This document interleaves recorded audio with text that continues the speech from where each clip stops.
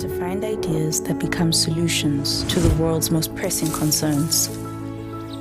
Innovation and creativity are the sparks that ignite to transform lives and society, and these need space to grow.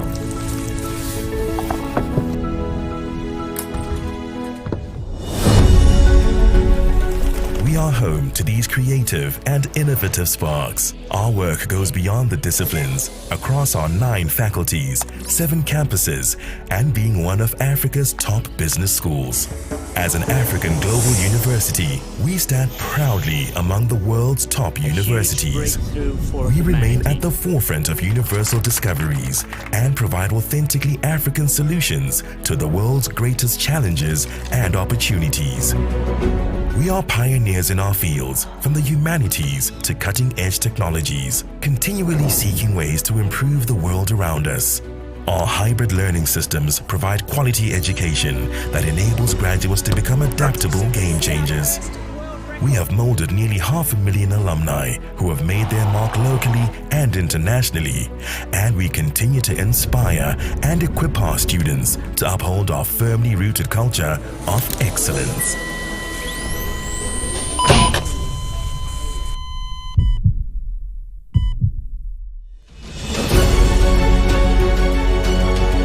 At the heart of what we do is our people. They are creative, critical thinkers who can shape society for the better, because that is how we teach, learn, innovate, impact, and live. We are the University of Pretoria.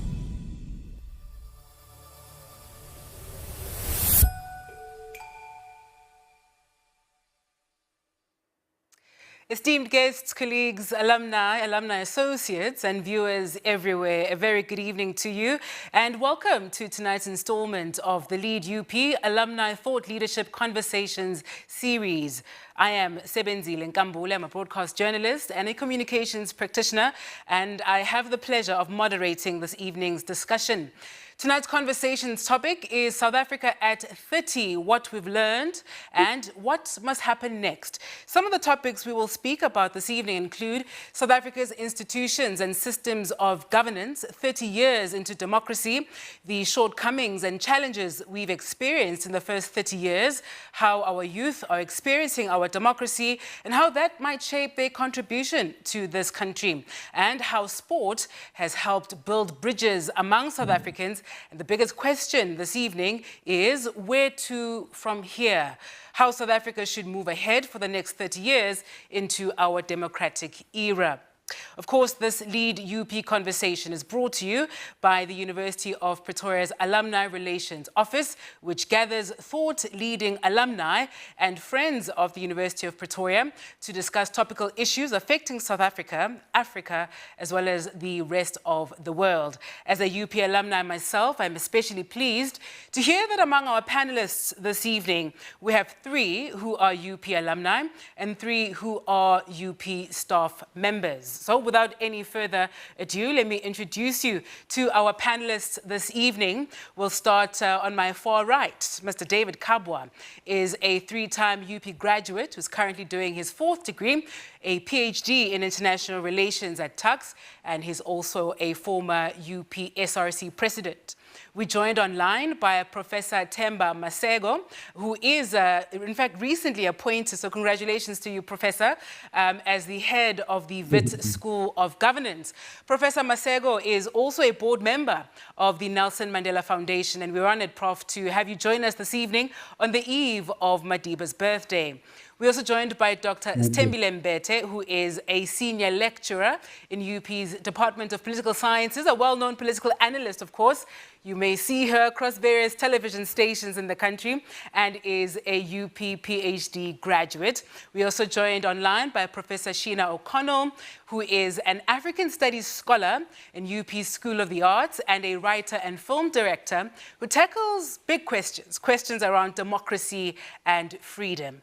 Last and certainly not least, we are pleased to be joined by Mr. L.J. van Zyl, a former Olympic athlete who's also a UP lecturer, and just like David, is a 3-time UP graduate who's currently busy with his PhD right here at the University of Pretoria. A very warm welcome to all of our expert panelists this evening, and thank you for being here with us and lending us your time and your thoughts on this important topic this evening, South Africa at 30.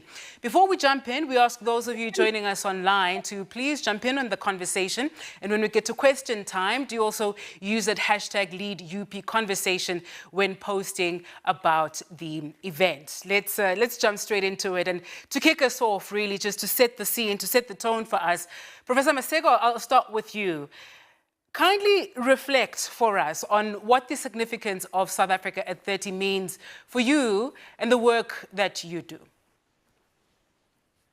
Okay, thank you for the opportunity to participate in this important conversation. I want to kick off by just making the point that I think the country has very good governance systems established over the past 30 years, and I think we owe a lot of gratitude to our forefathers, the drafters of the Constitution. Chief among include President Mandela, whose birthday we'll be celebrating in the next few days. They gave us a constitution which does a number of things. This includes protecting socioeconomic rights for every citizen. It creates a democratic state. It demands that regular elections be held, and I think we're having that. It also introduces the doctrine of separation of powers, with the legislature being the key mechanism of holding elected leaders accountable. And I think that I'm going to say one or two things about that. But the Constitution also establishes Chapter 9 institutions whose role is to make sure that power is not abused by the ruling elite, which is something that is often overlooked in these kinds of discussions. And then establishes 3 spheres of government, which was an attempt to say government needs to be closer to the people so that those who lead us are not actually sitting in ivory towers and not linked to the reality that people experience on a day-to-day basis. But it also ensures a very important principle, and that is public officials must be held accountable to the citizens. They need to understand that they rule not for themselves, but for the benefit of all citizens. But the key question for me still remains, is this system of governance working? Has it worked for the majority of South Africans? And 30 years later, it's important for us to reflect on that. And in my view, largely, yes, the governance system has actually served the country in many positive ways. This includes, for example, the fact that there's increased access to healthcare, education, social housing, a social security net that helps the most poor in our society. But the question still remains about the quality of those services that the Constitution said we must provide to our citizens. And I think that's where the bulk of the discussion needs to focus on whether we're delivering quality services. But there are also problems that exist. We can't overlook them. And I'll just mention a few. The fact that there's still rising levels of inequality, of poverty, of unemployment, and you have many other issues, load shedding, et cetera, which actually, many of which have a class, gender, and a race dimension. In other words, all of these problems affect different classes, racial groups, and different genders in different ways. And as a country, we can't be thinking that we're making progress if we're not actually moving faster towards achieving equality. We have state institutions and the governance system that is also undermined, unfortunately, by corruption, maladministration, mismanagement, which, in my view, is a major contributor to the fact that we are still talking about challenges that existed prior to 1994. And the biggest issue for me will also be the fact that, the one institution that the Constitution established was the legislature, which was meant to actually achieve a greater level of accountability. And this has actually been undermined. And we've seen Parliament actually failing to hold public officials accountable, did not provide sufficient oversight over the past 30 years. and did not, importantly, enable stakeholders to have direct influence on policies. So the consequences of this, unfortunately, is that we have a dissatisfied electorate. These things have also undermined the confidence in democratic institutions, where people feel they'd rather protest than use democratic institutions because they believe these institutions will not yield the results that they're looking for. So one could even say that there's a governance crisis in the country, especially from the electorate point of view, who are feeling unheard, disaffected, and actually alienated from democracy itself. And even voices beginning to say this constitution is not serving the ordinary person in the street. So those are real issues that we need to talk about. But let me conclude, I'll come back later on by making the following points. That the governance system was a deliberate choice by those who drafted the constitution. And the view was really to build a new, accountable, and a transparent state. However, the political system that we ended up with as a country was not custom designed, in my view, to fulfill the objectives of the constitution. We end up with a system that I would term a dictatorship of the party. That is, a party that gets majority of the votes becomes in charge of the state and can do what it likes, because other democratic institutions, such as parliament, were not able to hold the governing party accountable. The key weakness, in my view, is not so much whether there's a challenge about the governance systems themselves, but is the system that was put in place and how power was exercised, which was not to the benefit of the majority of citizens in many ways that I've mentioned. So in my view, the governance system is as good as the people who are managing and running that governance system. And I think that's the next challenge, as we're starting to think ahead about how to make those or hold those who are in charge of this governance system accountable to the citizens of the country.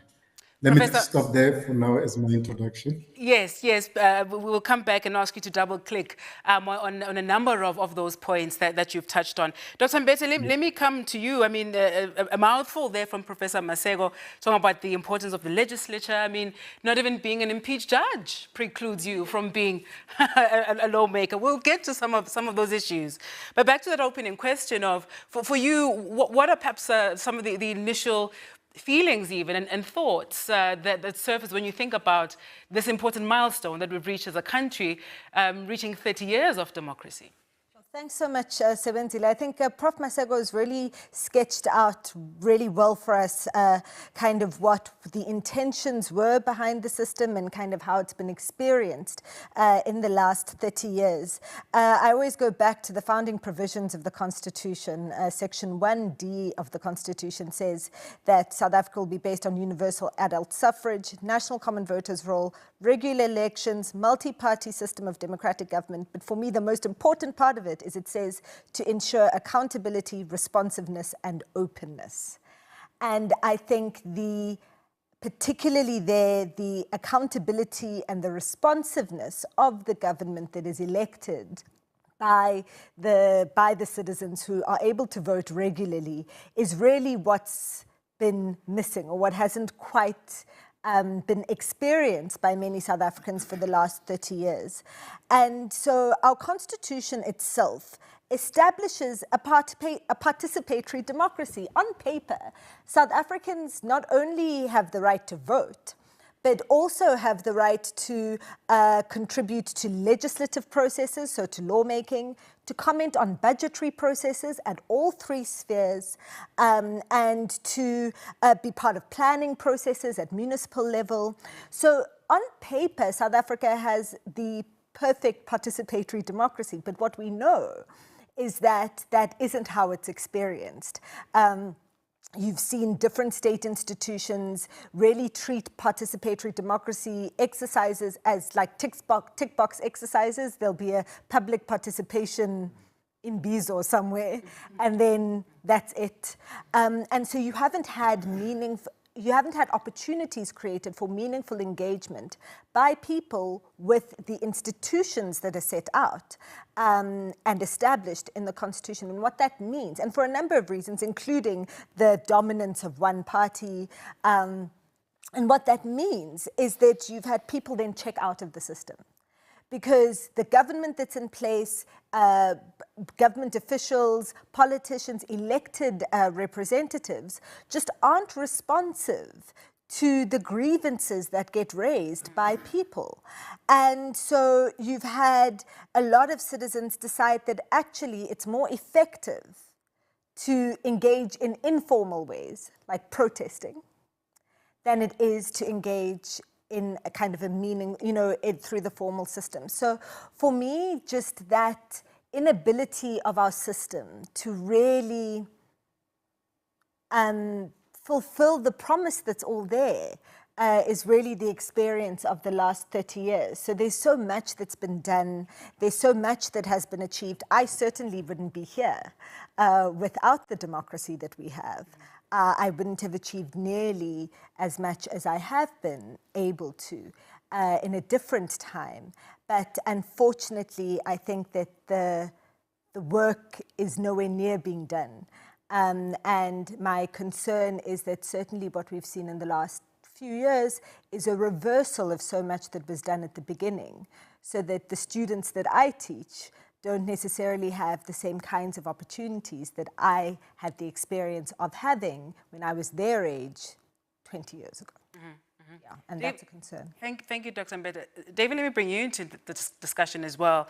Do young people really have a good enough appreciation, right, of the cost of this democracy that 30 years on, people choose to opt out. They choose not to participate in various ways, choose to not show up at the polls. Is there a good enough appreciation of really what this milestone means, and what does it mean for you? Thank you so much. Yes, young people do have a deep appreciation. The issue is that there is a disconnect between the appreciation and the outcome. So we are very well aware of the great strides that have been taken for us to be where we are today. The problem is, in our contemporary reality, we do not see this. 30 years into our democracy, very little in reality has changed. I spent the last couple of months traveling around the country speaking to young people, and the common thread and theme is disgruntlement. Disgruntlement because why is it when so many great strides have been made that material realities in the lives of so many ordinary South Africans have not changed? It is my view that every South African is an activist, and I think there are four kinds of activism. There is the disruptor, which, as we've spoken about, is the most prevalent form of activism. There is what we call the change maker. They look at the issue identified by a disruptor and they decide to come up with a solution. There is then what we refer to as the active citizen, who mobilizes on those issues. And then fourthly, there is the reformer, those who sit at the table and ensures that what the other three groups have done is actually brought to reality. Now, because reformers have not been doing their jobs, as Dr. Mbete has mentioned, this is why we see that growing level of discontentment. So it is not that young people are not voting purely out of disgruntlement. It is because in many instances, we do not see ourselves represented in these spaces, which is a great source of frustration 30 years into our democracy. We are in a watershed moment, and I believe we have a very unique opportunity at this time, given the makeup of our current government, to demonstrate a greater sense of agency. So as far as the work that I'm doing, I think that is what is most important. Political education, that is. And then we have several other milestones. We can track it down to 2021, where Wade Finnick had a world record in the 400, 2016, 9 medals at Olympic Games since 9 medals at Olympic Games since reinstated from 92. And in my view, it's little. And also, if you look at the Olympic team at the moment, it's the female representation is limited. I think the athletics team, the females, is 8 or 10 athletes. Imagine. Wow. So in that case, the females is not well presented. But in the work I do at the moment at the university, Department of Humanities Education. So we also try to transform the curriculum to include all today realities. It's tough and ugly again. How has sport been used, and how do we perhaps try and elongate that feeling of oneness and togetherness that we generally tend to feel when supporting one of our sporting teams? Yes, so we've hosted a few big tournaments. We've got the FIFA World Cup, the Rugby World Cup, the netball, the cricket. And at that week or two, there is a unifying effect. You get that stadium, it's full stadium, and in different race groups support different sporting codes. Yeah. But I think we need to take one step also back and also try to transform also our school curriculum at school sport level and include that as well. What is the healing process that we speak about? What is inclusiveness? And I think it's boils down to the education in school level and then also in higher education. I was very privileged to be in the high performance level for 17 years, and I represented South Africa at 3 Olympic Games, 2008, 12 and 16. And I've seen definitely changes for the better, more cohesive effect in the team environment. Where there's friendships is definitely born, and that's the power of sport. Late President Nelson Mandela spoke about, and this is the practical examples of it.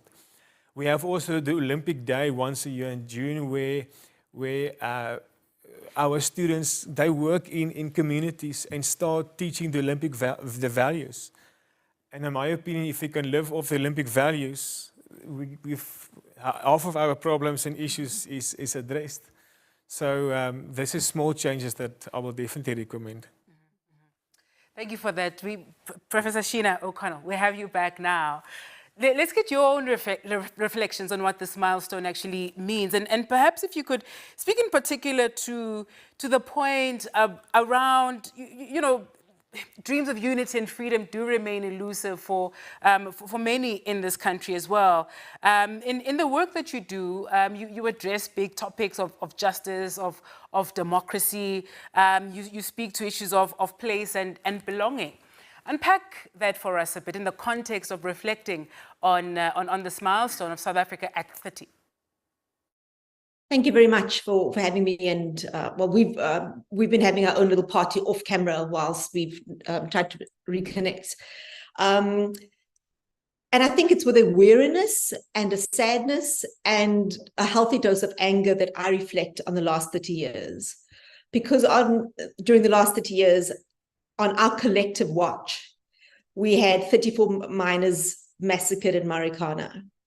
We have the likes of Uyinene, Jocelyn, Unisebo, who speak about, whose deaths, tragic, violent deaths, speak to us about gender-based violence, let alone intimate partner violence that is prolific in South Africa. We talk about, Jocelyn speaks to us about missing children, of which there are thousands. And the tragedy, of course, of this 3-year-old toddler who dies in a pit latrine toilet in a creche, of which they're estimated to be thousands across the country. So this seems to be my 30 years. And I'm left asking myself, how many Rolex watches and how many displays of ostentatious wealth at openings of Parliament and all the fancy gear, how much more must taxpayers pay for that kind of lifestyle, to exchange it for one pit latrine toilet, to exchange it for the safety of women and children, and to exchange it for the sanctity of dignity as enshrined in our constitution for LGBTQ persons who live in our country, particularly those who live in KZN. I asked too, how much of the last 30 years has seen a shift of the needle in Black land ownership, that whilst there has been some strides made in the land restitution program in terms of cash payouts, how much of that has really attended to the shifting of land ownership, and how much of that remains unaddressed. And of course, I say all of this against the backdrop of the catastrophic floods that not only hit KZN, but recently the Western Cape, where all of the thousands and thousands of displaced people who have lost absolutely everything are those who live there as a result of our apartheid past and apartheid spatial planning. So the last 30 years, and I'm old enough to remember that liberatory moment of 1994. I voted in Sandton, and of these winding crowds, and I remember watching Nelson Mandela take the oath of office and being saluted by the heads, of the various military wings, thinking nothing was impossible for this country. And I think what we were sold out on was the idea that the next 30 years, or certainly the next 10 to 15 years, had to see a buckling down and a sacrifice of sorts. And I refer to an analogy that my uncle, Professor Brian O'Connell, used to be at UWC, said.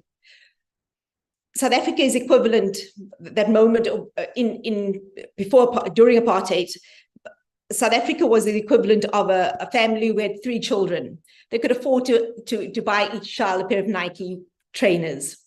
Overnight, that family spreads to 30 kids. And it's no longer Nike trainers, but we're lucky to have each child have a pair of rubber flip-flops. And we've never understood that to get to this unarticulated freedom that we haven't reached, we had to buckle down and sacrifice and think it through those hard questions of what it means to be South African. I don't think we've even begun to scrape the surface of that. We have Heritage Day that is as disparate as all the colors of this pseudo rainbow nation. That disrupts the threads of what we think. We talk about us as South Africans, but I've yet to see an idea or an identity of coming through of what that really means in practice. So I think we don't have the luxury of another 30 years to do this all over again. And I think we have to ask these kinds of hard questions of ourselves as to what kind of human beings we want to be and what hard choices we need to make. So I come from a background where we were raised in a colored family, where we understood we had to live in a certain place, play a certain role, live in the shadows, live on the margins. And a lot of that, as my colleagues have articulated, has changed. I would not probably be here if it wasn't for the last 30 years. But I also think we've lost the ability to stand together as communities who care, and communities of kindness, and communities of resilience. And I say so because when we were growing up, we were well versed in what would happen if a family member was arrested, if a teenage cousin was arrested due to student protests, if the family priest was stuck in solitary confinement. We knew what it was for families to be visiting family members on Robben Island. And somehow you work together to make sure that we looked out for each other and that things were okay on our watch.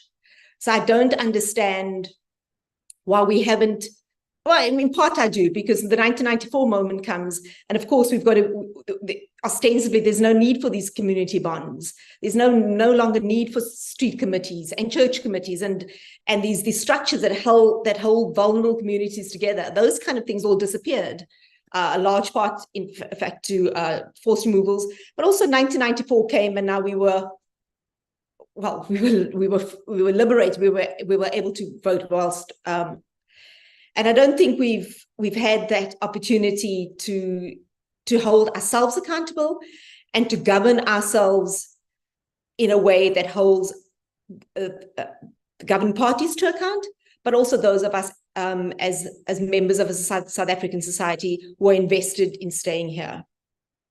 Thank you. Perhaps still with you, Sheena, who in your view has the moral legitimacy to almost lead or create another 94 moment. Perhaps some would have said when the current president, Cyril Ramaphosa, came into office, post what was a very difficult 9 years, wasted 9 years, I think is the phrase we all throw about, would have thought that perhaps he was the individual to lead that. And fast forward to where we are now. If we are trying to recreate another 94 moment, who has the moral legitimacy to lead that? I think the fact that you're asking that question, it shows the problematics of that answer. And I think the idea that we're looking for yet another Messiah is as fraught as the dollar bill stuffed down a couch arm. It's as complicated as that. So I think the ideas of us looking for a Messiah to lead us out of this is not going to happen, and it shouldn't happen. I think the power should rest in the inherent strength and resilience that we have, because we have to be strong to get through this country. You have to be strong to survive in all sorts of places, not least of all in a university. You need to be strong to be a domestic worker going to work every day, and the only kind of realization that life is different from your madam is when the floods are happening and you're not able to get to work on time. So life is hard, but I think there's strength in that resilience, and I think we need to take this power back. I think we need to lean on each other, not tear each other down. I think we're really good at that, and realize that at the heart of every stranger that we meet, every face that we come across, the urgency is there to recognize that somebody is human at the heart of it. So let's say, for example, we have the Usindiso building fire. We don't kind of have a reflection by too many people in South Africa. Well, their lives didn't really matter that much because they weren't South African. So I think we need to have a reckoning with ourselves as to what it was that could get us to 1994, and how do we take it back. And I also think that it's particularly I'm really lucky to be working with a group of former exiles. They were youngsters, 17, 18-year-olds, who went into exile to fight for the anti-apartheid struggle. And I'm struggling to think if I could find 17 and 18-year-olds right now who are able to make those decisions and able to make that sacrifice. So I think we need to lead by example, and I don't think it's by looking to our leaders, we're looking for those examples. I think we find it in absolutely the everyday, in people who make life work against the most difficult circumstances and background, rather than looking for any kind of Messiah to come and rescue us and take us into the next rainbow. There's a lot of agreement in studio, and I do want to bring you all back in just a moment. But Professor Masego, let me come back to you. If the Messiah isn't the answer, one would then hope that the systems would hold. Let's perhaps reflect on that as well, whether or not some of the key choices, the decisions made in how we approached building this new country at the time were the best choices that we made, given where we are 30 years later.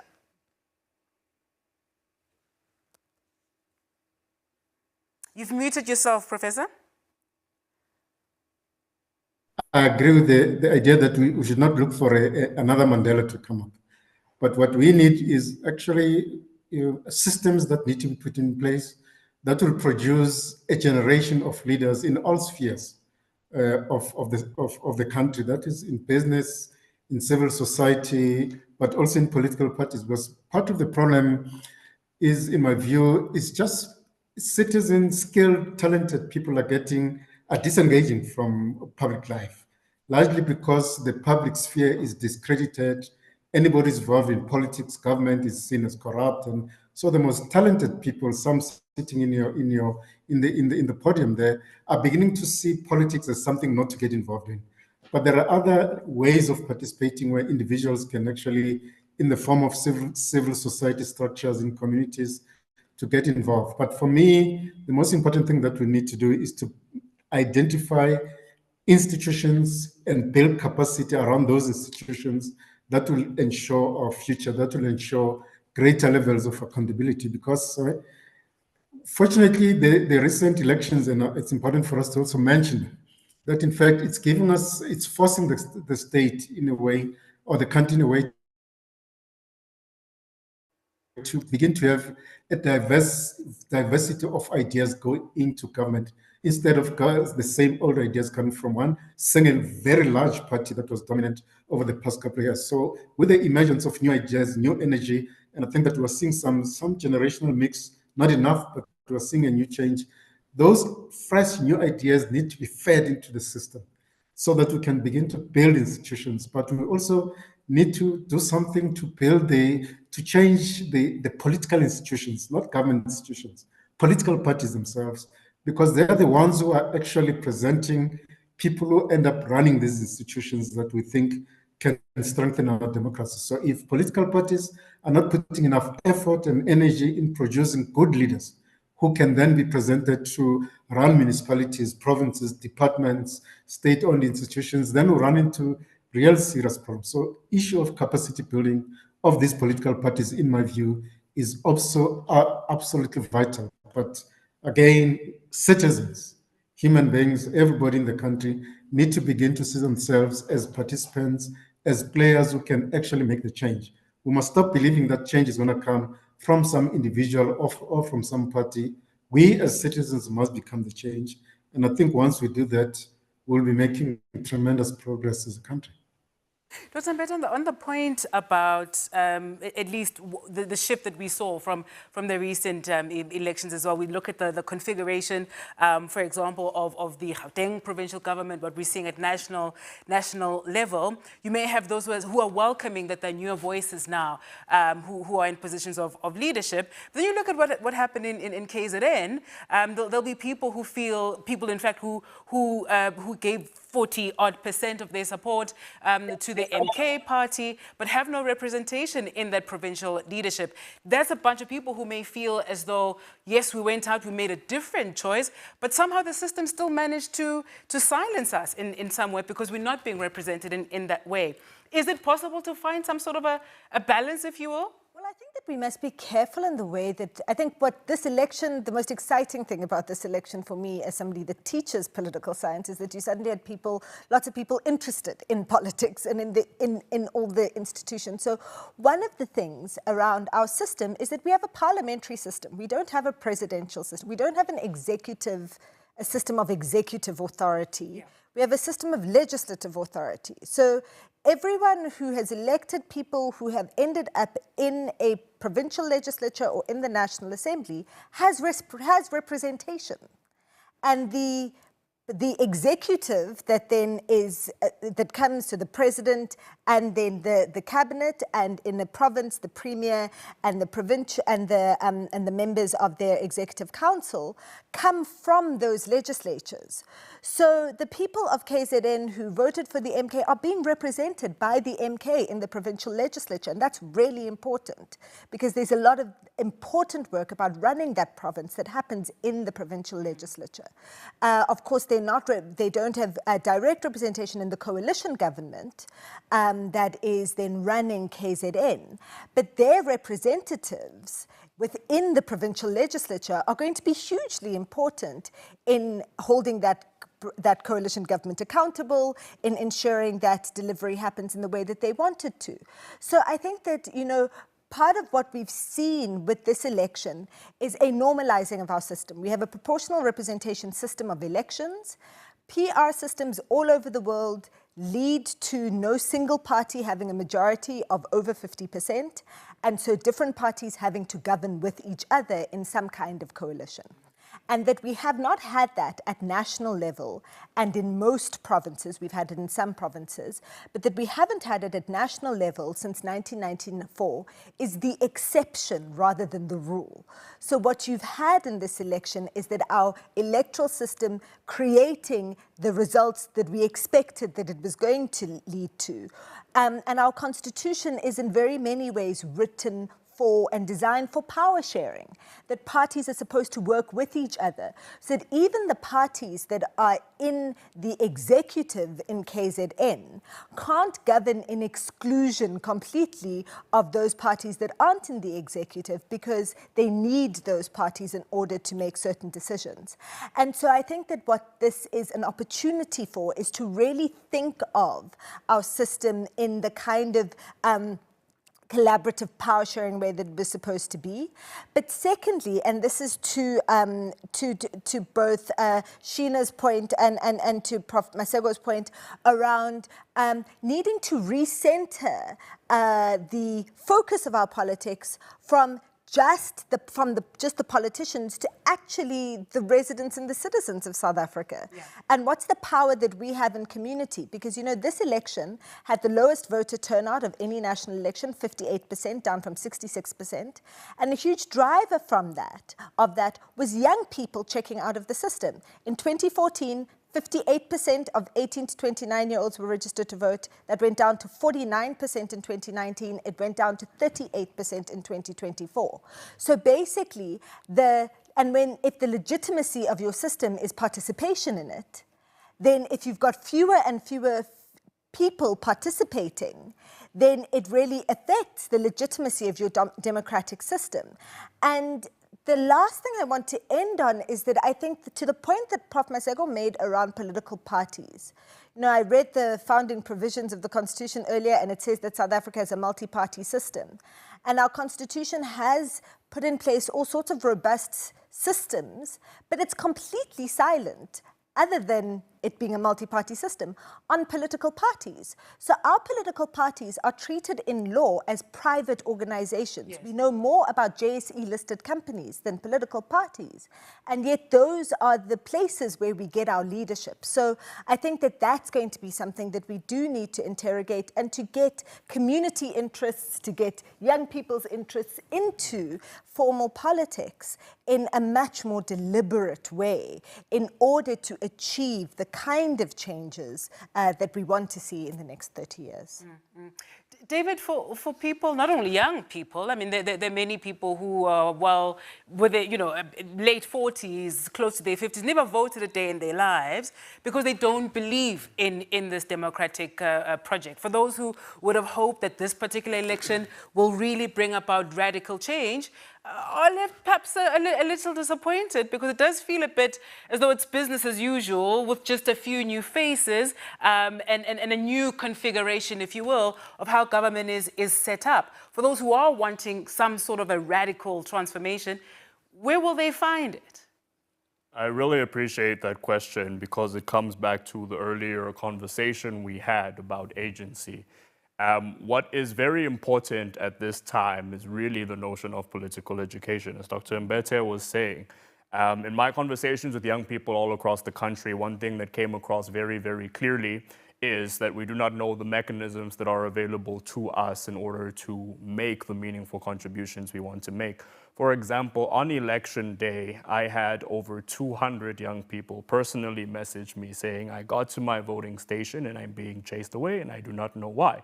I've had so many young people approach me saying, what is Section 24? I do not understand what this is.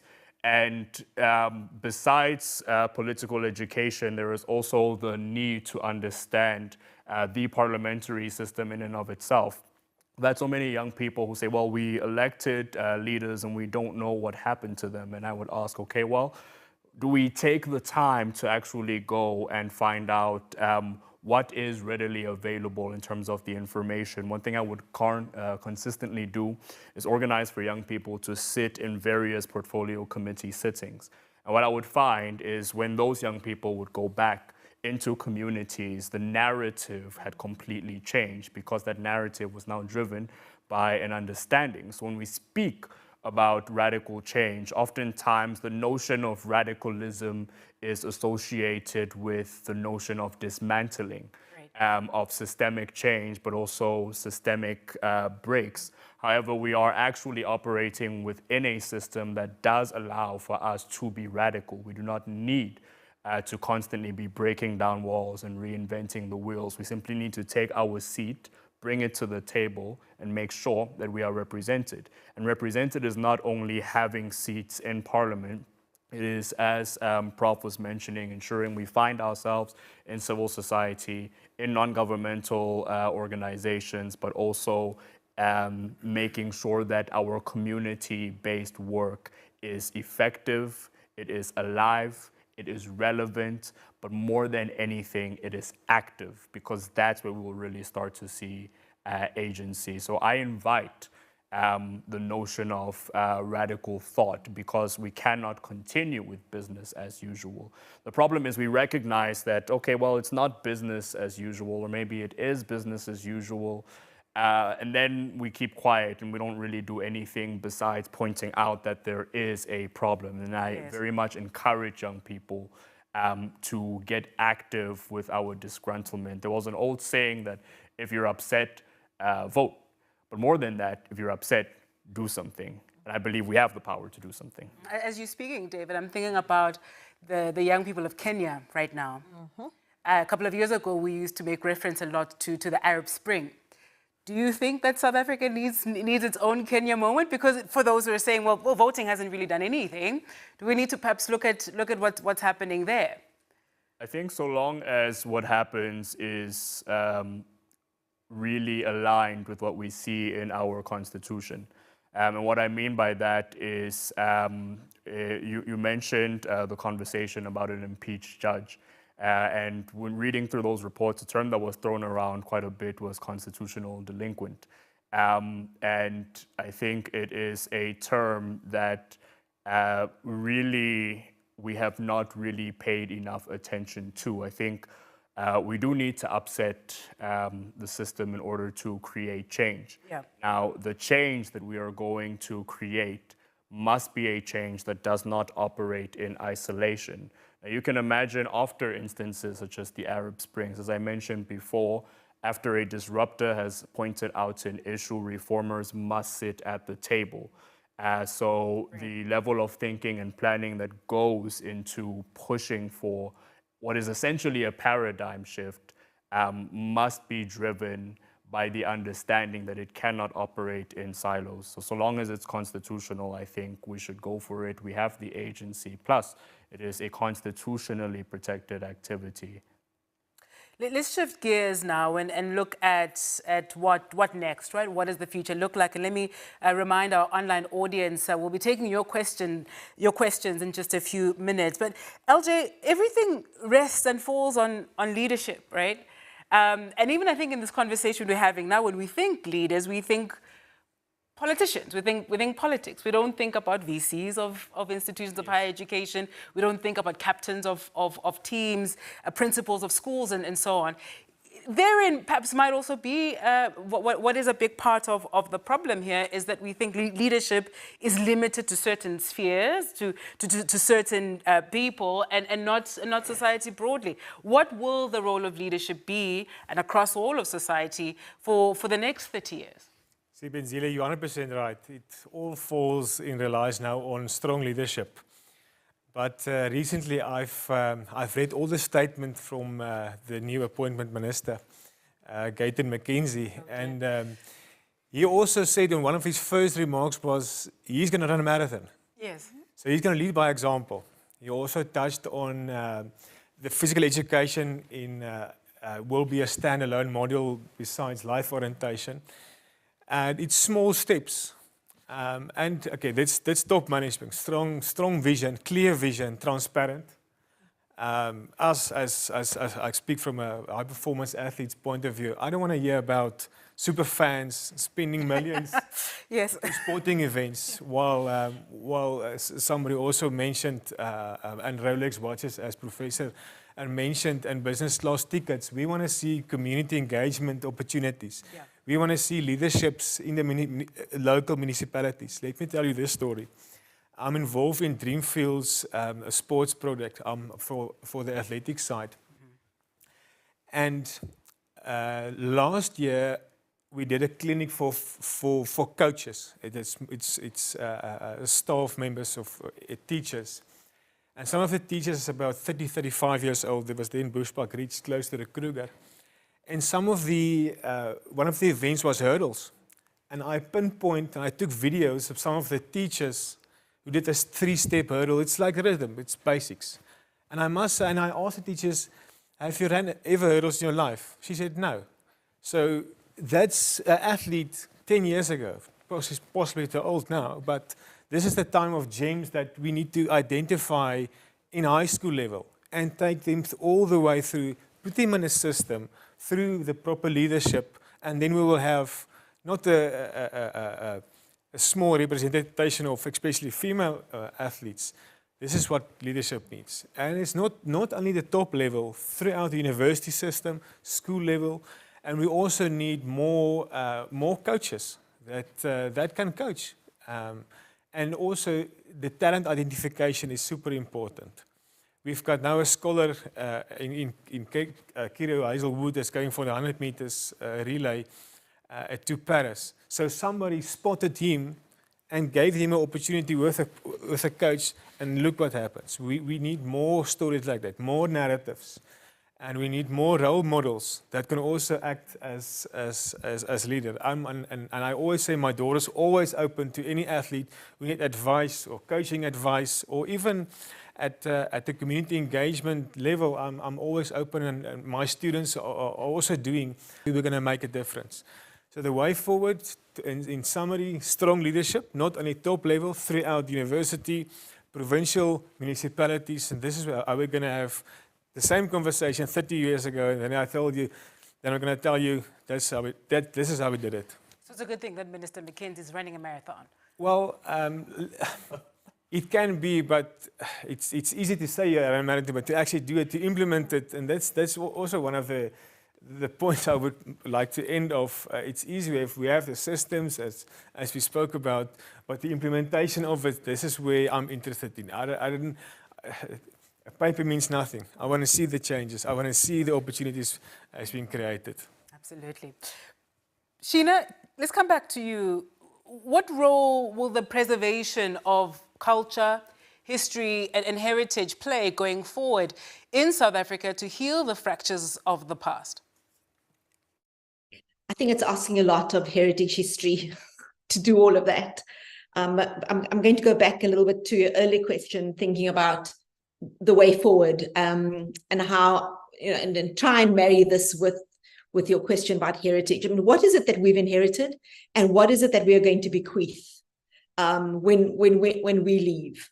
And I'd like to think that we're not going to bequeath a deeply unequal society, that one doesn't need a Gini coefficient to know is deeply unequal. I think that's the only thing we've really held on to really well, is that number one spot of the most unequal society in the world. I'd like to think that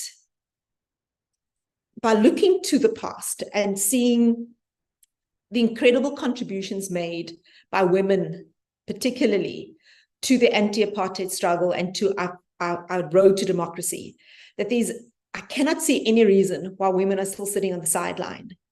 I struggle that there are 20, and I'm not knocking any single vice chancellor. I hold my job very dear. I hold my salary paycheck very dear. But I struggle as to why we have 20 vice chancellors who are men in our tertiary institution landscape. Surely it can't be. I heard LJ talk about the disparity in the Olympic team, but you don't actually have to go as far as Paris. Just look on the campus that we inhabit. That things are not where they should be, and I struggle that it's 30 years that we haven't made the strides that we ought to have made. So this is what we're inheriting, and I'd like to think that the creative cultures, the creative industries, and heritage and museums, and the histories that have brought us to this point, there are enough lessons and enough spaces for it to become a vibrant space of dialogue. Museums and heritage spaces should not be places where we go to look at something. It should become vibrant spaces where we look for answers, and where we can bring in young people, where we talk about these things that affect on a daily level. Why is it that we are on our Pearl study, our reading for meeting literacy skills it's absolutely shocking that a child who goes to St. John's or Bishop's or Rodin from age 4-5 is streets ahead, is out of those starting blocks, LJ, far ahead before a child from a rural area or a township. It takes so much for them to even get to those starting blocks. So I don't buy for a moment that, well, if we just work harder, we're going to be more successful. I don't think it works like that. I think the system is set up. So if we can bring our past into this present and into a future where those of us who fought in the anti-apartheid struggle, we realized we had to stick together. We had to read. We had to have a love of learning, and we had to be able to imagine something bigger and better. And I don't think young people are able to do that because so much has been taken away. They're living for the majority of South African youth who are poor, for hundreds of thousands of schoolgirls who can't attend school for about 40 days a year because they can't afford sanitary products. How do we start breaking down those kinds of limitations so that they can take their places in South Africa where they feel equally comfortable at a country club, a golf club, a fine dining restaurant as they do at home? So how do we equip them to be able to read those codes, understand the old boys and old girls networks, and imagine a place in which they want to live and in which they want to participate? And I think for those of us who are a lot older, we need to learn from the youth. And I think we need to listen to them and to bring them into these spaces where heritage and culture and all these kinds of things, it's not the domain of a few graying professors. It really is a place for young people to take ownership of and to hold the society to account. Thank you. Thank you, Sheena. Professor Masego, let's come to you as well. What the next 30 years should be defined by? How do we thrive as a democracy? What should our role be in the region, on the continent, globally, as well as we look to perhaps try and cement our place as a leader? Maybe we've lost it over the last couple of years. How do we regain it? And what should the next 3 decades be defined by, in your view?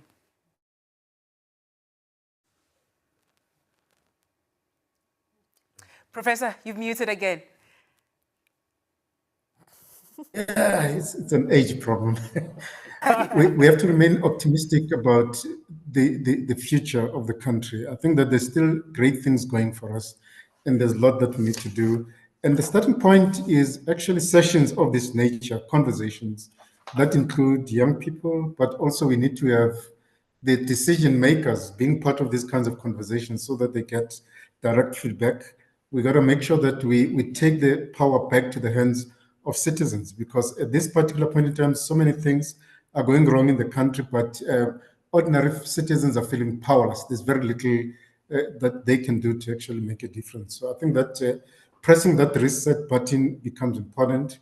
You then have to have a capable, strong, ethical leadership that actually begins to make sure that the levers of the state function and operate effectively. So having a capable state, in my view, is quite important, because unless we address issues of poverty, inequality, unemployment, where people are going hungry every night, all these beautiful ideas that we're talking about mean nothing to ordinary citizens. So that's the major focus that we have to do.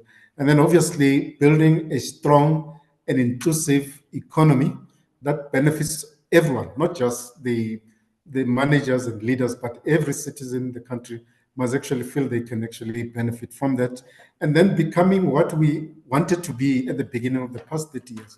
We saw ourselves as, I think the term we use, entry point to the continent, move much faster to encourage intra and regional countries in the continent, because we have to understand that South Africa will not thrive and succeed if the rest of the continent is not actually experiencing economic growth. So we have an important role to play as an economic hub of this continent, to make sure that we partner with our sister countries to build a strong regional and continental economy. At global level, I think that the biggest contribution we can make as a country is to be the advocate of human rights and social justice across the globe. And that must be the shining touch that we take to each and every forum and opportunity we get to actually promote human rights and social justice and equality for all in the globe. And I think that we've already, during Madiba's time, we're able to play that role. We're beginning to play that role, but the world needs to hear the voice of South Africa, but also moving from a very strong base. In that strong base, in my view, is when we've looked after our citizens, we've looked after our country, we've looked after our continent, then we can actually go to the rest of the world and convey messages of peace, justice, human rights, and social justice. Professor Masego, let me put you on the spot to Professor O'Connell's point about the gender question. Why aren't we getting it right, both at national government, but also at institutional level, such as in institutions of higher learning? You know, that is a real challenge. And I think in my opening address, I did say that many of these challenges that we're talking about have a race, a gender, and a class dimension to it. And Professor Shina raised the one about gender. I think it's an important challenge that we face. We're not doing enough.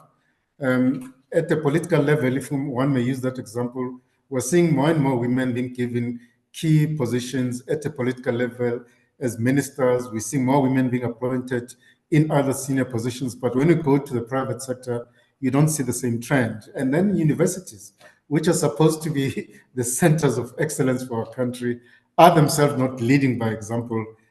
I'm the newly appointed head of school. The school has never had a woman as a head of school. So I think that the tertiary sector is particularly facing this challenge of making sure that we come up with clear programs that are designed to remove all the ceilings, the glass ceilings that exist in our universities, in our companies, and even in our homes, which makes it impossible or difficult for women to actually climb the ladder. But it has to be a conscious effort that all of us need to take responsibility for. Thank you, Prof. Masego. Dr. Mbete, perhaps if you could pick up on that, but also what in your view, the impact and the influence really of this new configured government, the so-called GNU, what impact that may have on really where South Africa goes from here?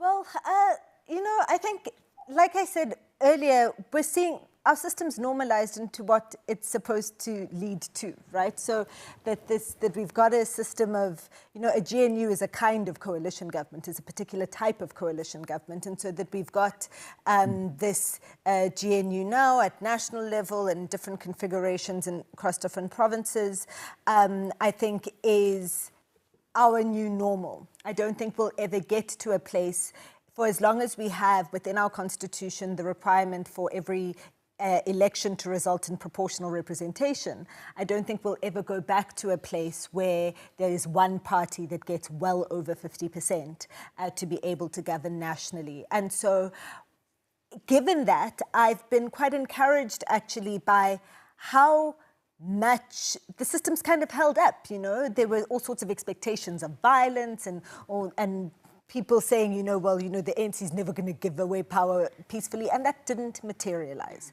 All of the sort of worries of violence, of instability that people had didn't materialize. And what I've been surprised by is that even the state institutions, and we talk a lot about how politicized our state administration is, but it's ticked over.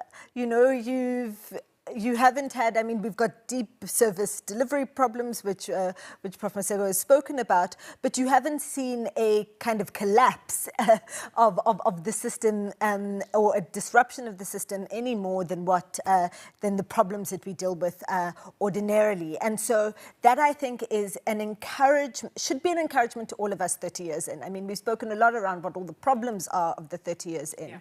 Yeah. But a few years ago, I remember meeting a Canadian diplomat who had last come to South Africa in 1981. And he came back to South Africa, I think it was 2017 or so. And he was shocked. He'd come to South Africa as a young man, new in the service. And he said to me, you know, we expected South Africa to be what Syria is now. That the expectation was that South Africa was going to burn in racial conflagration, you know, so the very fact that we avoided that, I think, is something to be proud of. Of course, there are so many issues and problems that we need to deal with, but I think that on its own should be a lesson that we take and testament of our resilience, as Prof. Shina spoke about, but also of our ability to solve problems, to sit with each other, under very difficult circumstances, and then to find solutions together. What we need though now, and I think in terms of the hope, I think, you know, our sort of a politics of hope, or what I hope comes from this GNU, is that the leadership collective actually brings in the voices of the people who are the majority of South Africans, which is the 61% of South Africans that are under the age of 35. 61% of South Africans are under the single biggest age group is between 15 and 29. There's about 15 million of them, and we are not hearing them. And I think that there's a serious work to be done to actually hear what they say, what their issues are, and what their solutions are. Because, you know, for a country with a Gini coefficient, with the levels of inequality that we have, with the levels of poverty that we have, the fact that we don't have as much kind of death, we've got very high levels of crime, so we see it manifested in that way, and a lot of violent crime and interpersonal violent crime. Yeah. But the fact that we haven't seen a complete collapse is because when you go into communities, young people are doing things. They're organizing themselves.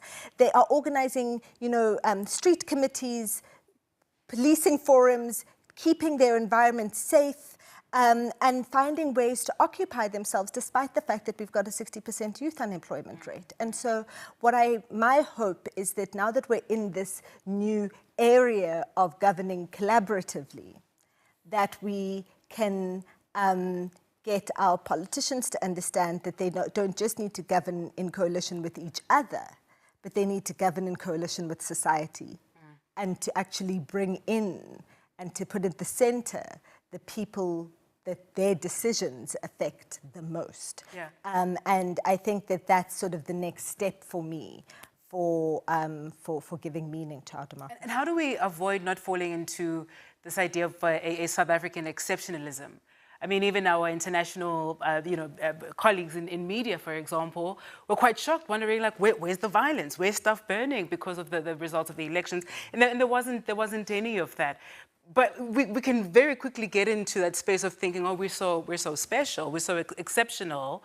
So what do we do to ensure that we realize there's still a lot of work to be done, but of course still pat ourselves on the back that we've come this far? We get to work. I mean, that's the thing. I think it's LJ who talked about the implementation, right? That you can be proud of what you've done, and you'll know this as an athlete. You can be proud of what you've achieved, but then know that you need to then get to the next step. Given that it's Mandela Day tomorrow, in Long Walk to Freedom, and he says he reached the peak of a mountain and then realized that there was another one to climb or something.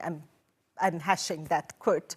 But the point I'm making is that you can recognize what you've done, yeah, and still recognize how much more you have to do. And it's not an either or. And I think often the narrative of South African exceptionalism is something we hold on to avoid doing the work, to avoid doing the hard work, to avoid making the hard choices. We're so special, it'll work out for us. And I don't think that's what we need. What we need is to say, look, we've done an incredible thing, and now we actually need to get to work and make that meaningful. David, you have the last word before we open up for audience questions. If you could define a new generational mission, what would it be? I think that's my favorite question so far.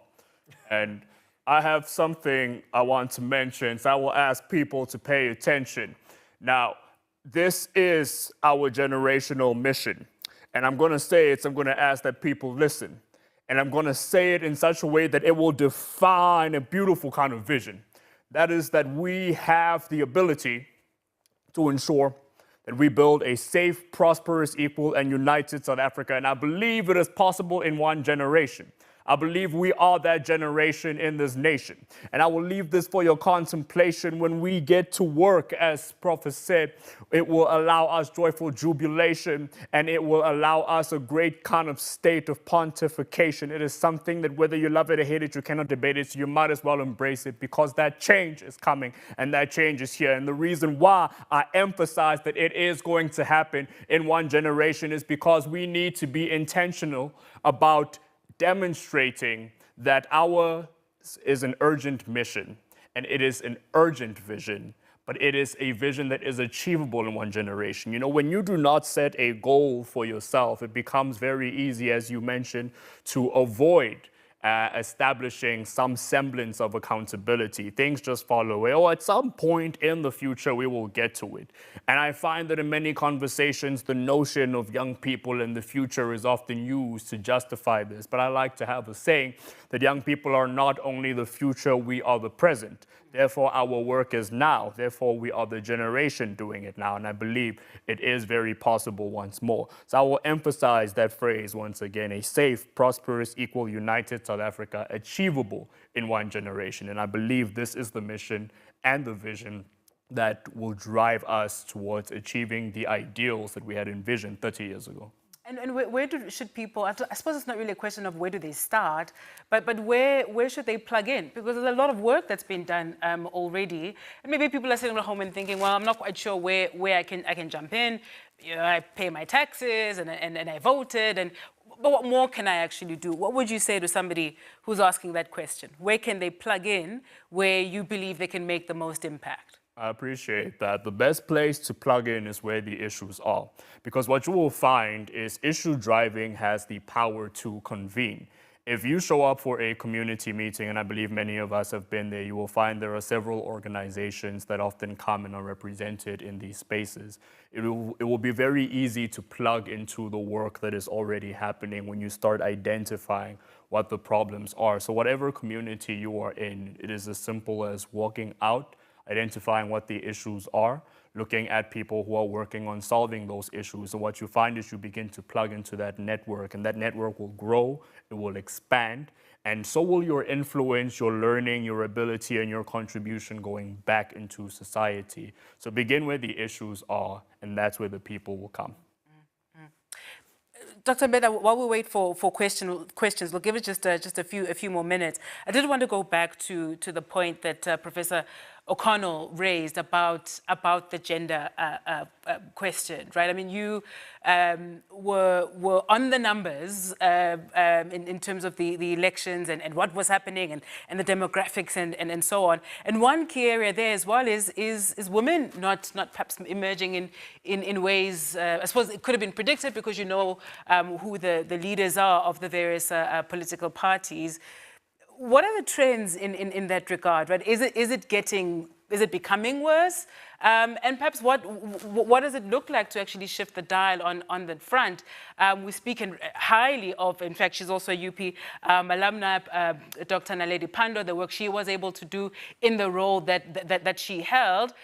But then, you know, she's then replaced by a male minister, and we have to wait until we see yet another powerful woman emerge. What will it actually take to start seeing women in these positions? Look, I think for South Africa and around women's participation in the elections, 55% of registered voters are women. Yeah. Women turn out to vote more than men do. And yet we don't see that translating into actual representation. And to some degree, we've seen a bit of a regression in the representation of women in the National Assembly. I think we're at about 42% now, down from 46% in 2019. And that's really a similar phenomenon to what Prof. Sheena and Prof. Masego were describing about universities, where you are not building a pipeline. So although even at a university we have more women first-year students than males, more female first years than males, it looks completely different at the professoriate, right? And so you're not seeing the pipeline of women being developed all the way through. So with political parties, you were looking at, who becomes the minister, but who are the branch chairs of different political parties? Who are the provincial chairs, the regional chairs? Even though women are the organizers of all of our political parties, the people that are actually pulling community meetings together very often are women, but those women aren't it's not translating in those women having official and formal power. And I think we're still a very patriarchal society. Yeah. And there's a lot that we need to think about around what are those blockages, and in the absence of kind of legal blockages, which we don't have, what is it that's preventing?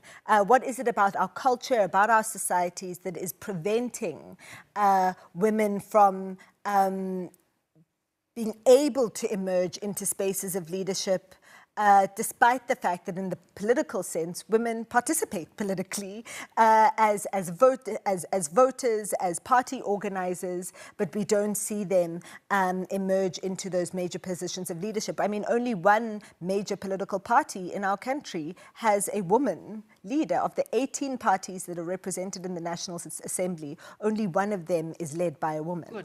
Good. Yes, Patricia. Yes. Exactly. And that's a regression actually from where we were a few years ago. And so there is, I think, a real conversation to be had about what is actually, we say one thing about what our gender representation, about what our commitment to gender equality is, but South Africa remains a very unsafe space for women, country for women. I also think, though, talking about the exceptionalism, this isn't a uniquely South African thing. We've seen globally a huge regression on women's rights in in sort of so-called established democracies in the US and in other places, but also on the continent, right? And so there is something, I think, that we are seeing in South Africa that makes us part of a broader global phenomenon. And having these kinds of conversations and raising these questions is really important. If you can't get the electorate to vote for women, should it then not be easier where the president sits with the prerogative to appoint ministers, that's where it should happen? I mean, we've never had a finance minister. We've had who's a woman. We've had a governor in Jill Marcus. Yes. But not a finance minister. Surely you should trust women with the money. So I can't remember. So the previous cabinet that we've just had more women ministers than men. Yeah. This last cabinet. I can't quite remember what the composition of the current cabinet Were they key strategic ministries? They were. So we've had many defense ministers as women. All of our international relations ministers, bar 2, were women. So currently Ronald Lamola and the very first one, Alfred Nzo. We haven't had women at DTI and at finance. And so I think those are areas where there's certainly improvement to be made. But at the ministerial level, at the cabinet level, we've actually made great progress on gender representation over the years. And it's always sort of hovered around the 50% mark, sometimes a bit less, sometimes more. But that's not the point to be looking at, actually, for systemic change. Is that my concern is that there is not enough, the kinds of growing of the change, because those women that serve in a cabinet where the president is a man are appointed by a man, right? There's still the sense of it being impossible for a woman to be a president. And if we want to deal with that issue, we need to start at the grassroots. It's not something that you can fix by men making particular appointments at different places at the top. Absolutely, absolutely. All right, Professor Masego, I'm going to give you the last word and then we'll wrap things up. Tomorrow is International Nelson Mandela Day, where we commemorate and in fact celebrate also the contribution that the late former head of state of South Africa really made, not only to South Africa but to the globe. Your parting shot really on what International Mandela Day should represent and what you're hoping it inspires among people, what the call of action should be really as we think about what servant leadership at that level has looked like and what we should take forward going into the next 30 years in our democracy. Well, it's about making a difference wherever we are, be it in our communities, in our workplaces, in our social spaces. It's making a difference and giving back to society, and in ways that Madiba himself articulated after the 27 years that he spent in prison. He still came back and said, I'm going to give all my life to not just South Africa, but to the rest of the world, but also showed leadership that, in fact, when your time to retire comes, don't hold on to power. Give opportunities to other people with skills who can actually make a much bigger contribution than yourself. But it's really about giving back to society. Absolutely. Let me thank you all for your time with us this evening. Professor Themba Masego, Professor Sheena O'Connell, David Kabwa, Dr. Stembile Mbete, and LJ Fansel. You've been wonderful expert panelists. And thank you to you at home for watching online and joining the conversation. Do, of course, keep a lookout on our various UP social media platforms, as well as our email, your email inbox. We'll send you the email to keep you posted on the next LeadUP Alumni Thought Leadership Conversation and when that will take place. Today's event was brought to you by the University of Pretoria's Alumni Relations team. Until next time, I am Sebenzile Nkambule. Good evening.